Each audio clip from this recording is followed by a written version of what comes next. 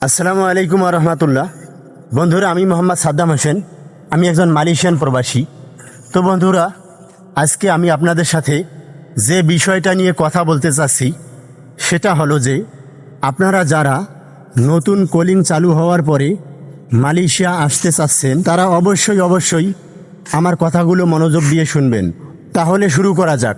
আমরা শুরুতেই মালয়েশিয়ার পরিস্থিতি নিয়ে কথা বলবো। ভাই, বর্তমানে মালয়েশিয়ার অবস্থা খুবই খারাপ এবং কাজের খুবই সংকট। আমি আমাকে দিয়েই উদাহরণ দেই। আমি বিগত 2 বছর ধরে মালয়েশিয়ায় অনেক কষ্ট করে চলতেছি, কারণ মালয়েশিয়ায় এখন কাজ খুবই কম। যেমন আমি গত বছর ভিসা লাগিয়েছি বাড়ি থেকে টাকা এনে, প্রায় 5,000 রিঙ্গিত খরচ করে আমি ভিসা লাগিয়েছি, যা বাংলা টাকায় কনভার্ট করলে দাঁড়ায় 1,60,000 টাকা। তাহলে হয়তো আপনারা প্রশ্ন করতে পারেন যে ভাই, আপনি কাজ করে টাকা করেন কি? ভাই, কাজ করি ঠিকই, কিন্তু কোম্পানি টাকা দিতে চায় না। 2-3 মাস কাজ করবেন, করার পরে বলবে যে কাজ তো এখন শেষ, আপনি আসতে পারেন। আপনি যাওয়ার পরে আমরা আপনাকে টাকা বিকাশে পাঠিয়ে দেব। মিষ্টি মিষ্টি কথা বলে আপনি যখন ওদের কথা শোনার পরে চলে আসবেন, তারপরে দিয়ে আপনার আর কোনো খোঁজ খবর নিবে না, আপনার ফোনটা পর্যন্ত রিসিভ করবে না। মালয়েশিয়ায় এত পরিমাণে দালাল যে আমি আপনাদেরকে বুঝিয়ে বলতে পারবো না। তারা কারা জানেন? বাঙালি ভাই। অনেক জায়গায় কাজ আছে কিন্তু টাকা নেই। আপনি কষ্ট করে শ্রম দিয়ে কাজ করবেন কিন্তু আপনাকে টাকা দিবে না। আবার কাজে ঢোকার সময় কি করে জানেন?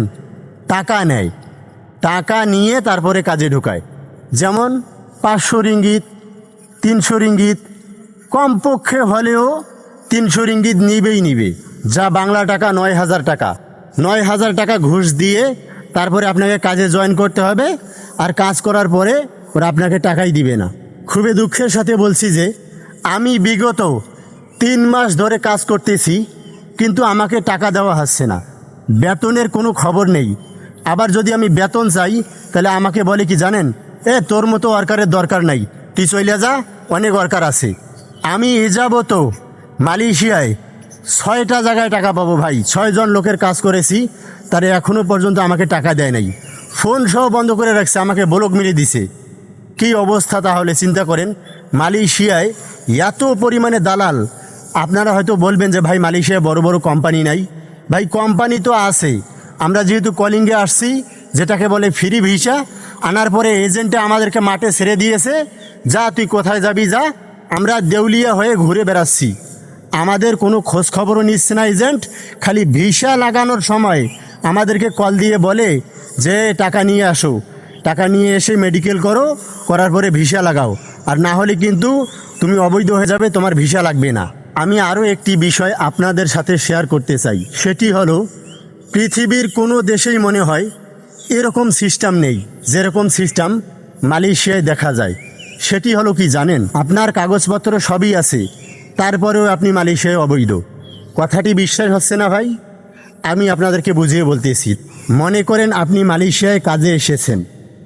আপনি যেহেতু কলিংয়ে ফ্রি ভিসায় এসেছেন, তাই আপনি সারা মালয়েশিয়ায় কাজ করতে চাইবেন, সেটাই তো নাকি? কিন্তু আপনি তা পারবেন না। এখানে অনেকগুলো শর্ত আছে যা আপনাকে মেনে চলতে হবে, না মানলে আপনাকে জেল খাটতে হবে।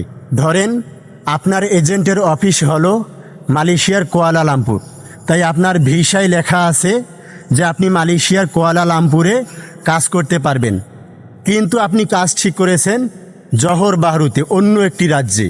আপনি সেখানে কাজ করতে চাইলে আপনাকে পাসপোর্ট, ভিসা সব কিছু এজেন্টের কাছ থেকে নিতে হবে, এবং আপনাকে সুরাত নিতে হবে। সুরাত হচ্ছে গিয়ে আপনার কোম্পানি যে আপনাকে কাজ দিতে পারলো না, তাই তারা একটা লিখিত দিবে যে আমি এই লোকটিকে কাজ দিতে পারলাম না, সে আপনার ওখানে গিয়ে কাজ করবে। কিন্তু ভাই, এই সুরাত কোনো এজেন্টেই দিতে চায় না। আমি অনেকবার চেষ্টা করে একবার পেয়েছিলাম, কিন্তু এক কোম্পানিতে তো আর বারবার কাজ থাকে না ভাই, বারবার এজেন্টের কাছে সুরাত নিতে হয়, আর এজেন্ট কিছুতেই সুরাত দিতে চায় না। খুব কষ্ট মালয়েশিয়ায়।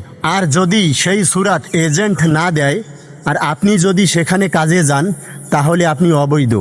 আর আপনাকে যদি পুলিশ ধরতে পারে, তাহলে আপনাকে জেল খাটাবে এবং আপনার এজেন্টের সাথে যোগাযোগ করবে। আপনার এজেন্ট যদি আপনাকে সাহায্য না করে বের হওয়ার জন্য, তাহলে আপনাকে সরাসরি বাংলাদেশ থেকে টাকা এনে বাড়িতে পাঠিয়ে দিবে। এটাই হচ্ছে মালয়েশিয়া। আপনারা যারা নতুন মালয়েশিয়ায় আসার জন্য পাগল হয়ে গেছেন, তাদের ভালোর জন্য আমি এই কথাগুলো বললাম। আপনারা দয়া করে ভেবে চিনতে মালয়েশিয়া আসবেন। হয়তো বলবেন আমার ভাই আছে, আমার চাচা আছে, ওদের কাছে ফোন দিয়ে শোনেন কি অবস্থা মালয়েশিয়ার, তারপরে আপনি আমাকে বললেন।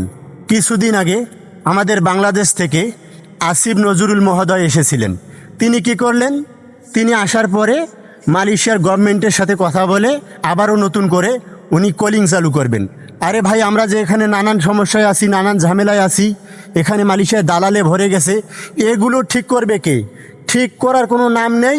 ওনারা আবারও নতুন করে কলিং চালু করবে। অনেক কোম্পানিতে 2-3 মাস কাজ করার পরেও বেতন দিচ্ছে না। এসব নিয়ে কি ওনাদের মাথা ব্যথা আছে? ধন্যবাদ সবাইকে। সকলেই ভালো থাকবেন। আসসালামু আলাইকুম ওয়া রাহমাতুল্লাহি ওয়া বারাকাতুহু।